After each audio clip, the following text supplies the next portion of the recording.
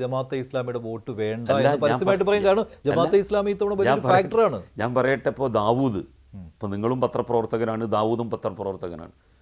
പക്ഷെ ദാവൂദിന് ഒരു വർഗീയവാദി അല്ലാത്ത, ഒരു മുസ്ലിം വർഗീയതയോട് വളരെ അകന്നു നിൽക്കുന്ന ഒരാളെയും മുസ്ലിം വർഗീയവാദിയാക്കാൻ അദ്ദേഹത്തിന് സാധിക്കും. വർഗീയവാദിയായിട്ട് മാറിപ്പോകും. പക്ഷെ അങ്ങനെ ഇതേ കാര്യം താങ്കൾ പറയുമ്പോൾ താങ്കൾക്കെതിരെ വരുന്ന ആരോപണം താങ്കൾ നേരത്തെ സിമി ആയിരുന്നു. സിമി ആയിരുന്നു. ഞാൻ ആ സിമിയിലുള്ള എല്ലാ ആശയങ്ങളും ഉപേക്ഷിച്ചിട്ടാണല്ലോ മുസ്ലിം ലീഗിൽ ചേർന്നത്. ഞാൻ മാത്രമല്ല, അബ്ദുസമദ് സമദാനി മുസ്ലിം ലീഗിൻ്റെ ദേശീയ സെക്രട്ടറി, അദ്ദേഹവും സിമിയായിരുന്നു. അദ്ദേഹം സിമിയുടെ വലിയ നേതാവായിരുന്നു. ഞാൻ നേതാവൊന്നും ആയിട്ടില്ല. അദ്ദേഹം ഫറൂഖ് കോളേജിലെ ചെയർമാനായിരുന്നു സിമിയുടെ. പക്ഷേ അന്ന് ഞങ്ങൾ രണ്ടുപേരും സിമിയോട് ശക്തമായി വിയോജിച്ചുകൊണ്ട് പുറത്തു വന്ന് മുസ്ലിം ലീഗിൽ ചേർന്നതാണ്. അല്ല, അങ്ങനെ വിയോജിച്ചുകൊണ്ട് പുറത്തു വന്ന് മറ്റൊരു പ്രസ്ഥാനത്തിൽ ചേരുന്നവരെ താങ്കൾ ആ രീതിയിൽ കാണുന്നില്ല എന്ന് തോന്നുന്നു. കാരണം സന്ദീപ് വാര്യരെ താങ്കൾ ആ രീതിയിലല്ല കണ്ടത്. BJP ഉപേക്ഷിച്ച് അദ്ദേഹം കോൺഗ്രസിൽ വന്നപ്പോൾ അദ്ദേഹത്തെ പഴയ BJP-കാരനായിട്ടാണ് താങ്കൾ കാണുന്നത്. അങ്ങനെയല്ല. നമ്മൾ ഏത് പാർട്ടിയിലാണെങ്കിലും, ഇപ്പം ഞാൻ സിമി ആയിട്ടുണ്ട്, സമദാനി സിമി ആയിട്ടുണ്ട്. ഞങ്ങൾ ഇന്ന് വരെ സിമി ആയിരുന്ന കാലത്തും ഏതെങ്കിലും ആൾക്കാരുടെ കഴുത്തിൽ ടയറിട്ടിട്ട് കത്തിച്ച് ഓല എങ്ങോട്ടെങ്കിലും ഓടിക്കണം എന്ന് ഞങ്ങൾ പറഞ്ഞിരുന്നു. പക്ഷേ അദ്ദേഹം ആ പാർട്ടിയിൽ നിന്നപ്പോഴാണ്, BJP നേതാക്കന്മാർ പോലും അങ്ങനെ പറയില്ല. BJPയുടെ ഏതെങ്കിലും ഒരു നേതാവ് അങ്ങനെ പറഞ്ഞിട്ടുണ്ടോ? നരേന്ദ്രമോദി പറഞ്ഞേക്കണോ? ഇവിടുത്തെ സുരേന്ദ്രൻ പറഞ്ഞേക്കണോ? ശ്രീധരൻപിള്ള പറഞ്ഞേക്കണോ?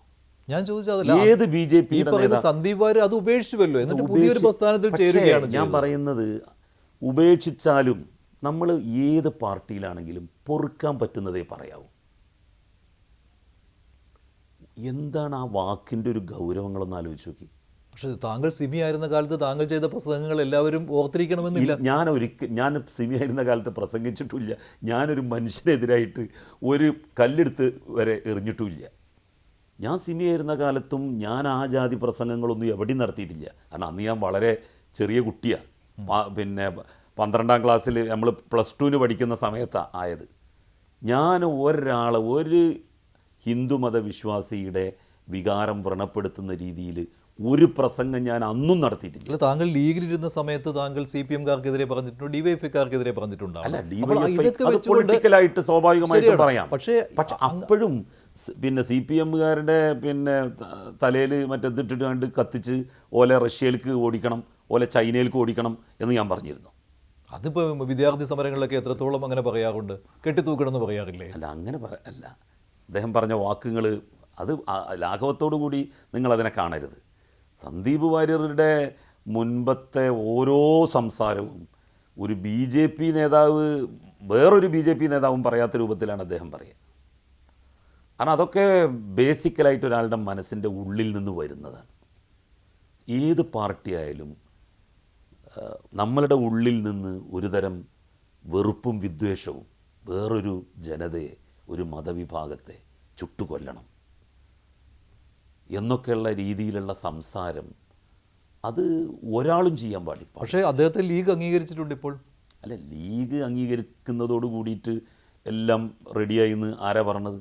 ലീഗിൻ്റെ കുഴപ്പം തന്നെയാണ്. കാരണം എന്താണെന്ന് വെച്ചാൽ ഇങ്ങനത്തെ ആളുകളെ ഒരു ലേശം അകൽച്ചയിൽ നിർത്തണ്ടേ? വാദത്തിന് വേണ്ടിയിട്ട് അദ്ദേഹം ഇനിയിപ്പോൾ അതെല്ലാം ഉപേക്ഷിച്ചു. അദ്ദേഹം ഇന്ന് വരെ ഒരു ക്ഷമാപണം അതുമായി ബന്ധപ്പെട്ട് നടത്തിയിട്ടുണ്ടോ? ഞാൻ ആ പ്രസ്ഥാനത്ത് നിന്ന സമയത്തെ എല്ലാം ഞാൻ ഉപേക്ഷിക്കുന്നു എന്ന് പറഞ്ഞുകൊണ്ടാണ് എന്ന് പറഞ്ഞ പോരാ. കേരളത്തിലെ, ഇന്ത്യയിലെ മുസ്ലിം ജനവിഭാഗത്തെ സംബന്ധിച്ച് ഞാൻ അരുതാത്തത് പറഞ്ഞിട്ടുണ്ട്. ഒരിക്കലും പൊറുക്കാനാവാത്തത് ഞാൻ പറഞ്ഞിട്ടുണ്ട്. എന്നോട് മുസ്ലിം സമുദായം പൊറുക്കണം, ക്ഷമിക്കണം. ഇനി എൻ്റെ ഭാഗത്ത് നിന്ന് അങ്ങനെ ഒന്ന് വരില്ല എന്ന് ഇന്ന് വരെ പറഞ്ഞിട്ടുണ്ടോ? നിങ്ങളൊരു ഫേസ്ബുക്ക് പോസ്റ്റ് കാണിച്ചാൽ?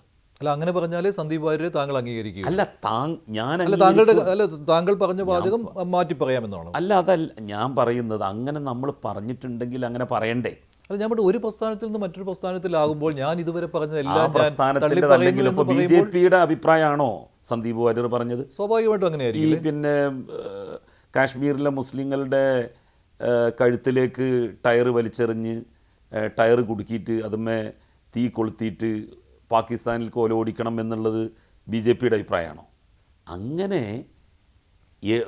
ഫേസ്ബുക്ക് പോസ്റ്റല്ലേ. അപ്പം ഇങ്ങനെയൊക്കെ എഴുതാൻ എങ്ങനെ പറ്റണം ഒരു മനുഷ്യന്?